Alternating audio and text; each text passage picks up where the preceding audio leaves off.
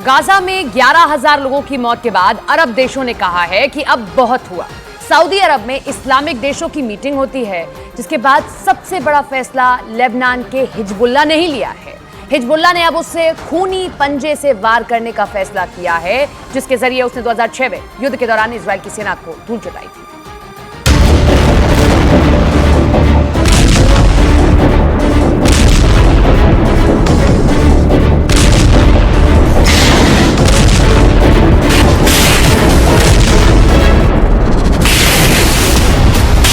Hezbollah की नई warning को इजरायल को बहुत गंभीरता से लेना होगा।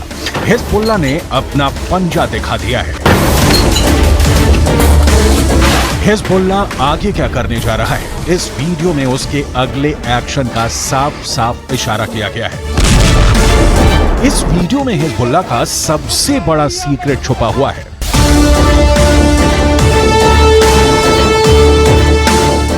इसे ही हिजबुल्लाह का खूनी पंजा कहा जा रहा है। इस वीडियो में लेबनान के मिलिशिया हिजबुल्लाह की सबसे खतरनाक फोर्स एक्शन में दिखाई दे रही है।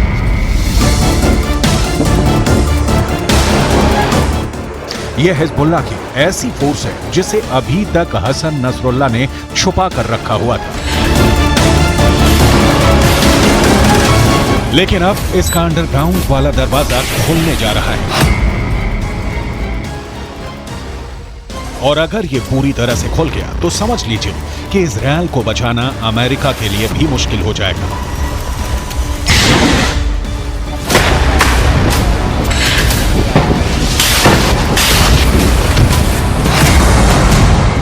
आप इसे हिजबुल्लाह का पंजा कह सकते हैं। इसके टारगेट पर इजरायल है, इसके टारगेट पर अमेरिका है और हर वो ताकत है जो इस वक्त गाजा पर बमबारी में इजरायल का साथ दे रही है। हिजबुल्लाह के महासचिव हसन नसरुल्लाह ने अपने भाषण में ऐसी बात कही है जिससे साफ है कि फिलिस्तीन और इजरायल के बीच चल रहा युद्ध लंबा चलेगा। इसमें 10 गुना और मौतें होंगी। इसमें टारगेट पर अब ऐसे ऐसे ठिकाने होंगे जिसके बारे में सुनकर कोई भी चौंक जाएगा।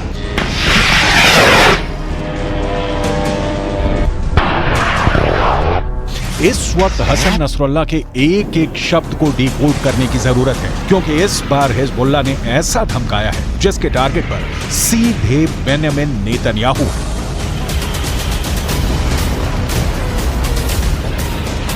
في الأيام القليلة الماضية موجة جديدة من التهديدات من نتنياهو، من جالنت، من جانيتس، من آخرين باتجاه لبنان، وسببه هو ارتفاع مستوى القلق باتجاه ما يجري في هذه الجبهة وارتقائها كما ونوعا وعمقا. طبعا نحن سنستمر في هذا الموقف، في هذا الأداء.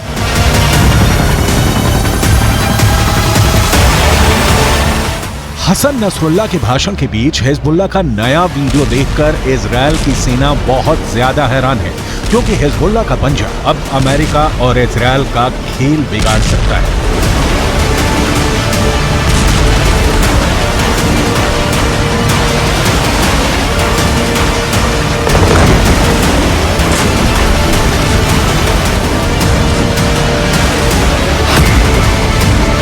इस पंजे में हिजबुल्लाह की रॉकेट फोर्स है, इसमें हिजबुल्लाह का एंटी टैंक दस्ता भी है, हिजबुल्लाह के पंजे में स्नाइपर वाली गोलियां भी हैं, इसमें हिजबुल्लाह की स्पेशल फोर्स भी है और अब तक इसमें हिजबुल्लाह की सबसे खतरनाक और सटीक बैलिस्टिक मिसाइल भी शामिल हो गई है।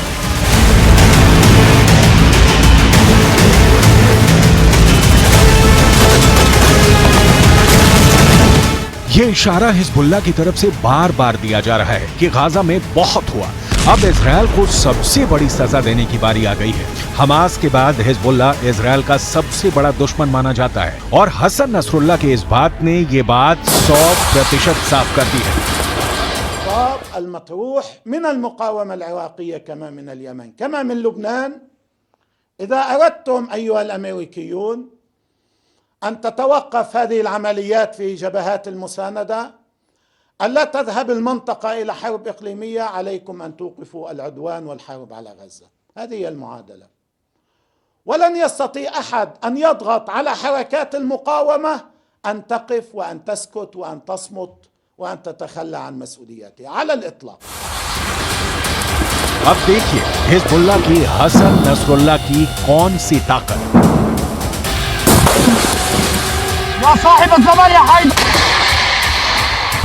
हिजबुल्लाह कैसे अटैक कर रहा है इस वीडियो में साफ दिखाया गया है। दक्षिणी लेबनान में पहला धमाका और फिर कुछ सेकंड बाद हुआ दूसरा धमाका।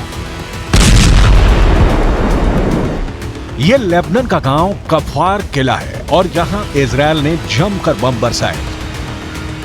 यह इजरायल और लेबनान के मिलिशिया हिजबुल्लाह के बीच डायरेक्ट युद्ध है जिसके शोले अब पूरी दुनिया को जला सकते हैं।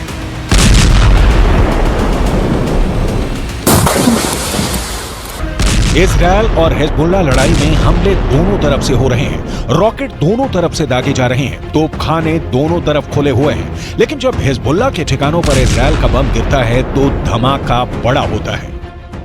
हिजबुल्लाह और इजरायल की टक्कर इस वक्त तीसरी स्टेज पर पहुंच गई है। हिजबुल्लाह ने अपना पंजा निकालने का फैसला कर लिया है। इसका मकसद है आर पार का युद्ध।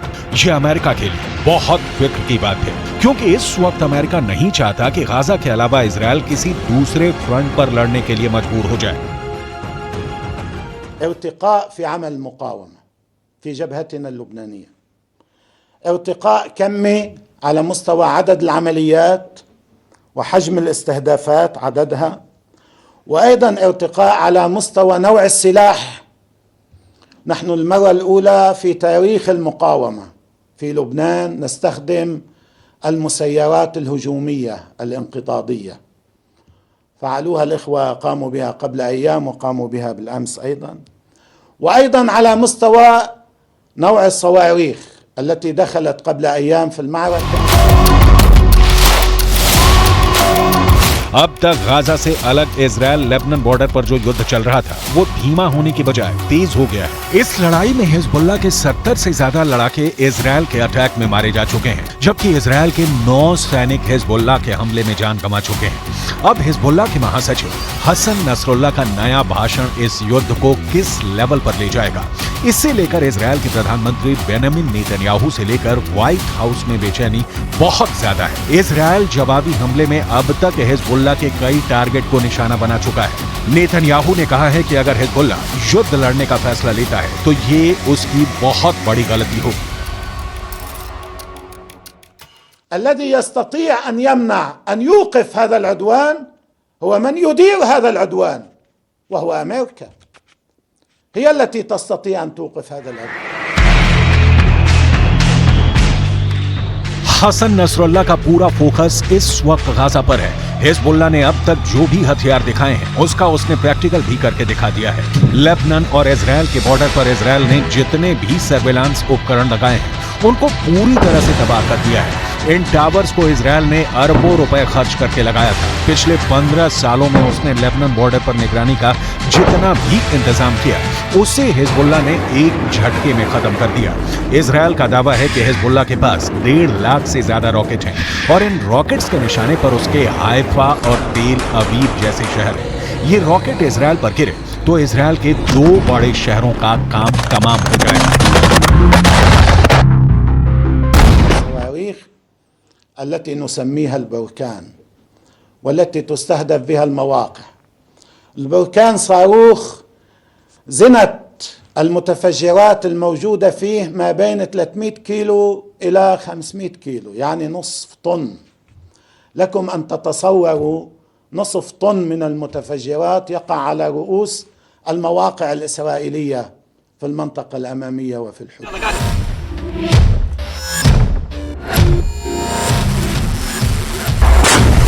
लेबनान बॉर्डर पर चल रही लड़ाई से अलग अगर गाजा पट्टी को देखा जाए तो इस वक्त इजरायल की बमबारी में खंडहर बनता जा रहा है। 11,000 लोग मारे जा चुके हैं, इनमें 5,000 तो सिर्फ बच्चे हैं। ऐसे में नेतन्याहू की ये धमकी क्या हिजबुल्लाह को डरा पाएगी? क्योंकि नेतन्याहू ने साफ कर दिया है कि युद्ध करना हिजबुल्लाह की जिंदगी की सबसे बड़ी गलती साबित होगी। देखा जाए तो हिजबुल्लाह वो संगठन है जिससे ईरान से पूरी मदद मिलती है और ईरान हिजबुल्लाह को इजरायल के खिलाफ एक बड़े हथियार के तौर पर इस्तेमाल भी करता आया है। लेकिन इजरायल ने अगर हिजबुल्लाह का हाल हमास जैसा करने का फैसला किया तो लेबनान में वर्ष 2006 वाले युद्ध की तबाही दोहराई जा सकती है। 2006 में हिजबुल्लाह और इजरायल के बीच 34 दिन तक युद्ध चला था। तब इजरायल के 121 सैनिकों को मिलाकर 160 लोग मारे गए थे, जबकि हिजबुल्लाह के 250 लड़ाकों समेत लेबनान के 1200 लोगों की मौत हुई थी। यह युद्ध संयुक्त राष्ट्र के दखल के बाद सीज फायर के साथ खत्म हुआ और इजरायल को लेबनान से पीछे हटना पड़ा था। हिजबुल्लाह 2006 में हुए युद्ध को अपनी जीत बता रहा है, लेकिन उसे बड़ा नुकसान भी उठाना पड़ा था। इसीलिए अगर इस बार भी हिजबुल्लाह को नुकसान उठाना पड़ा तो समझ लीजिए ईरान को भी बहुत बड़ा झटका लगेगा। वैसे नेतन्याहू भी यही चाहते हैं, लेकिन उनकी यह ख्वाहिश अब पश्चिम एशिया को बारूद के ढेर पर बैठा चुकी है। गाजा में जिस तरह की बमबारी हो रही है उसने पूरी दुनिया को जैसे सबसे मिला दिया है।